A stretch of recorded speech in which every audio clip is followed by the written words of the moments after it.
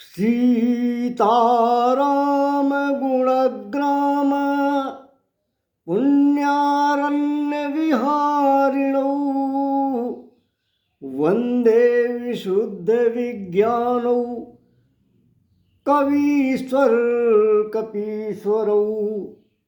भक्तों, भागवत जी की कथा में आगे चलते हैं। भगवान बलभद्र सरकार ने धेनुकासुर का वध किया। भगवान कन्हैया ने सोचा कि बहुत अच्छा हुआ, बलदाऊ भैया ने धेनुकासुर का वध कर दिया, वन संपदा और वृक्षों को मुक्त करा दिया।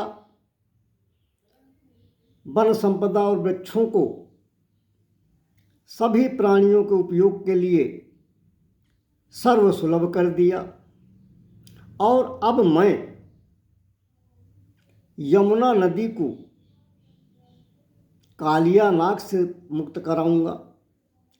कालिया नाग के विष के प्रभाव से यमुना नदी का जल दूषित हो गया है। यमुना नदी का वो दूषित जल जीव जंतुओं, मानवों, पशु पक्षियों सभी के लिए अनुपयोगी हो गया है। इसलिए अब यमुना नदी के शुद्धिकरण का कार्य मैं करूंगा, कालिया नाग का दमन मैं करूंगा। किंतु भगवान कन्हैया सरकार विचार करते हैं कि काली नाग का दमन मैं तब करूंगा जब बलभद्र सरकार मेरे साथ नहीं होंगे, बलदाऊ भैया की उपस्थिति में नहीं करूंगा उसका वध। बलदाऊ भैया की अनुपस्थिति में ही काली नाग का संहार करने की बात भगवान क्यों सोचते हैं? वो इसलिए क्योंकि कालिया भी नाग है और बलदाऊ भैया भी शेष नाग हैं, तो एक ही बिरादरी के हैं। तो भगवान सोचते हैं कि एक नाग के सामने जब दूसरे नाग का मैं संहार करूंगा तो शेष नाग जी को बुरा लगेगा। और इस अवतार में शेष नाग जी मेरे बड़े भ्राता हैं और कोई कार्य बड़े भाई की उपस्थिति में ऐसा नहीं करना चाहिए जो बड़े भाई की अप्रसन्नता का कारण बने, बड़े भाई को अप्रसन्न करे। तो भगवान ने सोचा कि कुछ ऐसा किया जाए कि बलदाऊ भैया रुष्ट हो जाए और मेरे साथ न जाए तो मैं काली नाग का दमन कर सकूं। तालबन से शाम को गौचारण करके भगवान सभी ग्वाल बालों के सहित घर लौटे। मैया यशोदा शाम को सभी ग्वाल बालों को, कन्हैया सरकार को और बलदाऊ जी को भोजन करा रही हैं। मैया यशोदा भोजन कराते समय पूछती हैं कि लाला गौचारण कैसा रहा, कोई समस्या तो नहीं आई?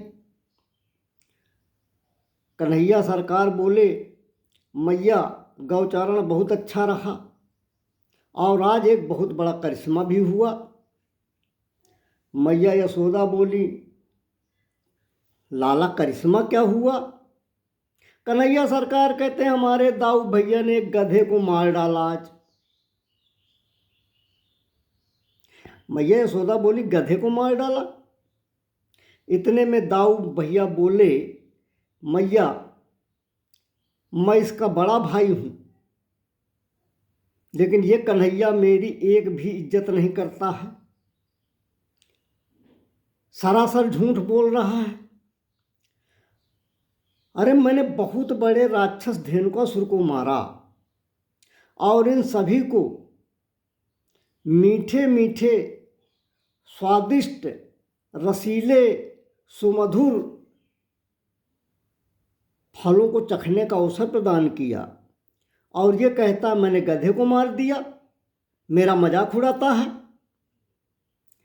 मैया यशोदा बोली कान्हा सरकार से कि अरे कनुआ, तू अपने बड़े भाई का सम्मान नहीं करता, उसका मजाक बनाता है। कन्हैया सरकार बोले मैया, मैं ना तो झूठ बोल रहा हूँ, ना मैं बलदाऊ भैया का मजाक बना रहा हूँ, मैं सही बात कह रहा हूँ। अगर तुम्हें विश्वास ना हो तो तुम दूसरे ग्वाल वालों से पूछ सकती हो। तब मैया यशोदा मधुमंगल ग्वाले से पूछती हैं कि बेटा मधुमंगल, तू बता क्या सही बात है। मधुमंगल बोला मैया, एक तो मैं ब्राह्मण हूँ, दूसरे मैं भोजन की थाली में बैठा हूँ, इसलिए मैं भोजन करते समय बिल्कुल झूठ नहीं बोलूँगा। कन्हैया सही कह रहे हैं कि दाऊ भैया ने आज एक बहुत बड़े गधा को मार डाला है। अब तो दाऊ भैया का क्रोध 7वें आसमान पर चढ़ गया। दाऊ भैया क्रोध से तिलमिला उठे, बोले ये सब कन्हैया की चाल है, ये सब कन्हैया से मिले हुए हैं और आज से मैं कन्हैया के साथ गौचारण करने नहीं जाऊंगा। मेरी पार्टी अलग, इनकी पार्टी अलग। मैया यशोदा बोली बेटा बलुआ, नाराज मत हो, तुम्हारा छोटा भाई है, जानते हो कि ये बड़ा नटखट है, चंचल है, शरारत करने की इसकी आदत है।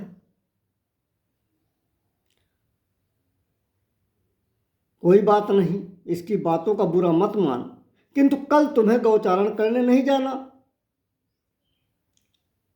बलभद्र सरकार बोले मैया कल क्यों नहीं जाना, मैं अलग जाऊंगा। बोली नहीं बेटा, कल तुम्हारा जन्मदिन है और तुम्हारा जन्मदिन बड़े उत्साह से हम लोग मनाएंगे। तुम तो अच्छे अच्छे पकवान खाना, नए नए कपड़े पहनना, जन्मदिन पर तुम्हारे मंगल गीत गाए जाएंगे, इसलिए तुम घर पर ही रुकना, कल तुम्हें नहीं जाना। अब बलदाऊ भैया दूसरे दिन घर में रुक गए। श्याम सुंदर सरकार तो यही चाहते थे, उनकी योजना सफल हो गई। बलदाऊ भैया दूसरे दिन नहीं गए।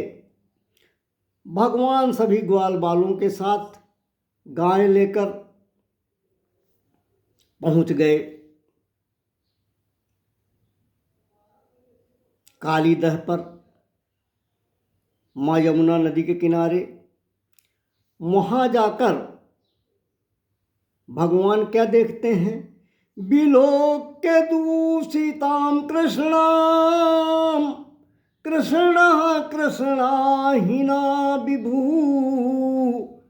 तस्या विशुद्धि मन विच्छन सर्पतमुद्भासयत।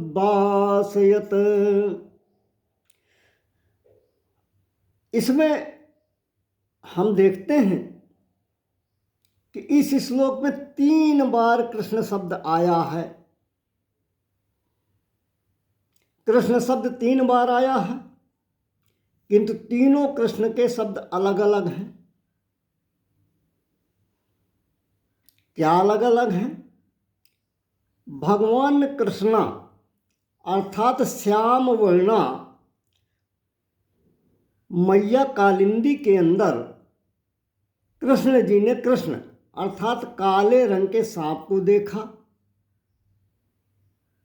तो भगवान ने विचार किया कि हम कृष्ण हैं, यमुना हमारी होने वाली पत्नी है,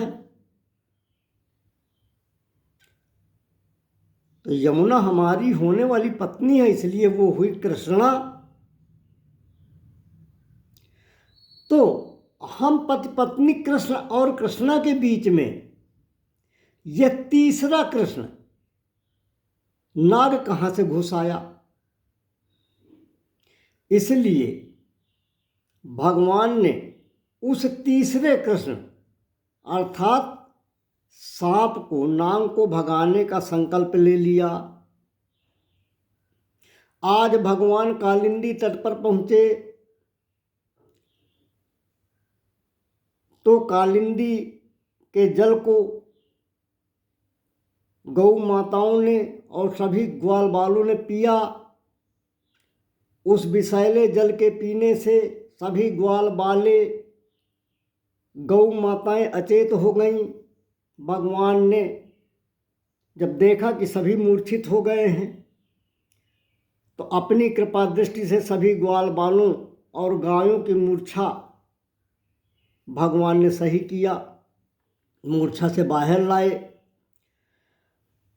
अब यमुना माँ का जल काली नाग के विष के प्रभाव से इतना विषैला है कि उसके ऊपर उड़ने वाले जीव जंतु पशु पक्षी जलकर भस्म हो जाते थे। अब भगवान कृष्णचंद्र सरकार उस दुष्ट काली नाग को दंड देने के लिए कदम्ब के पेड़ पर चढ़ गए। सब ग्वाले चिल्लाने लगे, अरे कन्हैया, पेड़ से नीचे उतर आओ, जल्दी नीचे उतर आओ, कहीं काली दह में चले गए तो तेरा पता नहीं चलेगा। वहाँ 101 फन वाला काली नाग रहता है। आज तक जो काली दह में गिरा वो वापस बचकर नहीं आया। कोई जीवित नहीं लौटा। आओ नीचे उतर आओ। ग्वाल वाले जब बार बार नीचे उतरने को कहने लगे तो कन्हैया सरकार बोले, मुझे नाग से डराते हो? वो मेरा कुछ नहीं बिगाड़ सकता। तुम लोग रुको, यहीं पर ठहरना, मैं आज उस नाग से मिलकर आता हूँ। और भगवान यमुना जी में छलांग लगा दिए, झम से कूद गए। अब तो ग्वाल बालों में खलबली मच गई। इधर कन्हैया सरकार हमारे यमुना जी में कूदे, उधर यशोदा मैया के हृदय में धक्का लगा। उनकी बेचैनी बढ़ गई, अनेक अपशगुन होने लगे। मैया यशोदा नाना प्रकार के अनिष्टों की कल्पनाएं करने लगीं। चिंतित मैया यशोदा बलभद्र सरकार से बोली, बेटा दाऊ, तू अकेला घर में बैठा है और कन्हैया जाने कहाँ भटक रहा है। तू उसके साथ रहता है तो मैं निश्चिंत रहती हूँ। आज मुझे बड़ी चिंता हो रही है। बेटा, पता नहीं, दिल धड़क रहा है, बड़ी बुरी बुरी शंकाएं हो रही हैं। पता नहीं कन्हैया कैसा होगा। बलदाऊ जी बोले, मैया तू चिंता मत कर, घबराओ नहीं, मैं आसपास जाकर कन्हैया को ढूंढता हूँ। इतना कहकर दाऊ जी नंद बाबा के साथ कन्हैया को ढूंढने निकले। ढूंढते ढूंढते दाऊ जी कालीदह पहुँचे। वहाँ जाकर देखा कि चारों तरफ हड़कंप मचा हुआ है। जितने गौएं हैं वो रंभा रही हैं, ग्वाले मूर्छित पड़े हुए हैं, यमुना के पानी में खलबली मची है। दाऊ जी सब समझ गए, अंदर से मुस्कुराए और दाऊ जी अंदर ही अंदर सोचने लगे, इसीलिए कन्हैया ने कल मुझे क्रोधित कर दिया था। कन्हैया का लक्ष्य था आज काली नाग के दमन करने का। इसलिए उसने मुझे जानबूझकर क्रोधित कर दिया था। अब बलराम जी मुस्कुराए तो, किंतु अपनी मुस्कुराहट का रहस्य किसी को प्रकट नहीं करने दिया। प्रकट रूप में अपनी मुस्कुराहट किसी को दिखाई भी नहीं। सभी ब्रजवासी व्याकुल हैं। पूरे ब्रज में हाहाकार मचा है। मैया यशोदा, बाबा नंद जी व्याकुल हैं। अब इधर भगवान कालीदह में कूदकर जब यमुना के अंदर पहुँचे तो नाग पत्नियों ने भगवान की मनोरम झांकी का आज पहली बार दर्शन किया। सभी नाग पत्नियां विस्मित भाव से चकित होकर, भाव विभोर होकर उनका दर्शन करने लगीं। कितना सुंदर है, कितना प्यारा छोरा है, बड़ी मधुर मूरत है इसकी, बड़ा मनभावन है, परंतु हमें इस पर बड़ी दया आ रही है। अब नाग पत्नियां भगवान के सम्मुख प्रकट हो गईं। बोली, बेटा तू कहाँ से आया है, यहाँ कैसे गिर गया? तुम्हें मालूम नहीं जो यहाँ गिरता है वो बचकर जा नहीं सकता है। अगर तुम अपना भला चाहते हो, अपना कल्याण चाहते हो तो यहाँ से जल्दी भाग जाओ। तुम्हारा भाग्य अच्छा है, अभी हमारे स्वामी सो रहे हैं। कहीं जाग गए तो तुम्हारे प्राणों का संकट उत्पन्न हो जाएगा। तुम्हें कोई नहीं बचा सकेगा, हम लोग भी नहीं बचा सकेंगी। भगवान बोले, तो अच्छा, तुम लोग अपने स्वामी से हमें डरा रही हो, जगाओ उसको। उसी दुष्ट से तो हम मिलने आए हैं, देखते हैं वो कितना बलशाली है, कितना पराक्रम है उसका।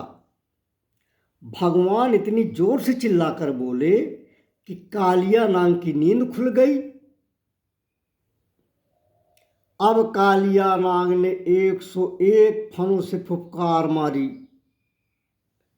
तो कालीदह के जल में खलबली मच गई। काली नाग ने आवाज लगाई, अरे दुष्ट, कौन है जो मुझे ललकार रहा है? काली नाग की ललकार इतनी बड़ी थी, इतनी जोरदार थी, इतना तीव्र स्वर था कि उसकी ललकार सुनकर ब्रजवासी घबराकर हाहाकार करने लगे। भगवान समझ गए कि ब्रजवासी भयभीत हैं। ज़्यादा देर करना सही नहीं होगा, क्योंकि अगर हम ज़्यादा देर करेंगे तो मैया यशोदा, नंद बाबा और ब्रजवासियों का बड़ा बुरा हाल हो जाएगा। अब इधर काली नाग ने क्रोध से फुफकारते हुए भगवान पर फन से बड़ी जोर का झपट्टा मारा और उनके पूरे शरीर में लिपट गया। अब आगे भगवान और काली नाग का युद्ध कैसे होगा, भगवान कैसे संहार करेंगे, इसकी कथा बाद में कहने का प्रयास करेंगे। बोलिए वृंदावन बिहारी लाल की जय।